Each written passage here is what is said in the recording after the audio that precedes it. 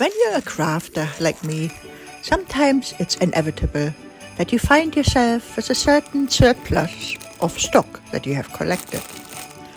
And when indeed your materials are overflowing from every corner, there is nothing quite more pleasing than coming up with a little design that makes good use of some of them at least.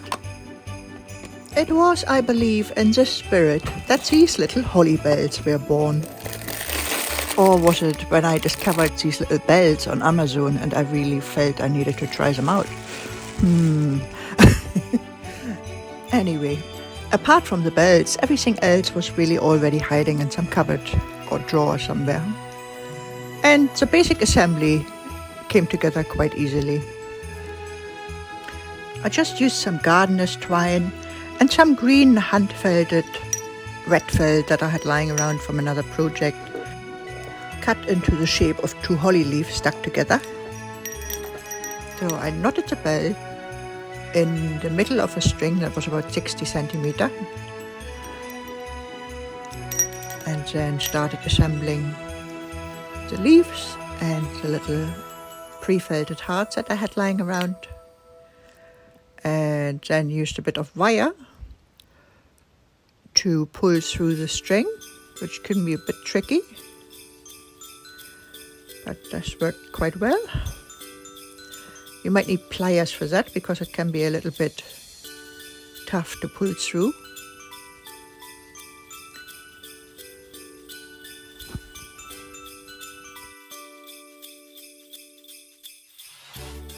And then we just adjust everything nicely on the string. There's a bit of space in between. The heart usually sticks by itself anyway, so you don't need to glue that on.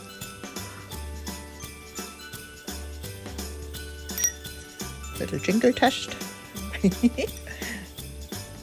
And then I just added some beads, some wooden beads that I had for ages. There's a few holly berries, and while I sewed those on, I also pulled the leaves in a little bit. And then I just thought, I could add a bit of ribbon, nice little bow somewhere. So made a few of those.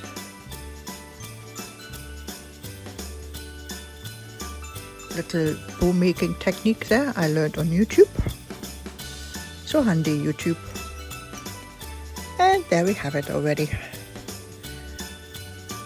Nothing super special, but it's kind of cute and rustic, and I sold them quite cheaply. I think $3.50 or something. I just really wanted to get through a few of these materials. And people enjoyed them. People really liked them, so that was good. And then I made a slightly more elaborate version with a bit more embroidery on there and a little robin. I think I could have sold more of those, but I only had one. And then I also made a much simpler version of them, and those I put in my lucky dip, which is usually £1 per go.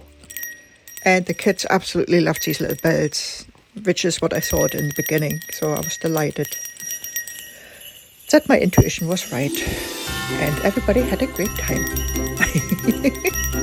And the sound of jingly bells was heard all day. Merry Christmas!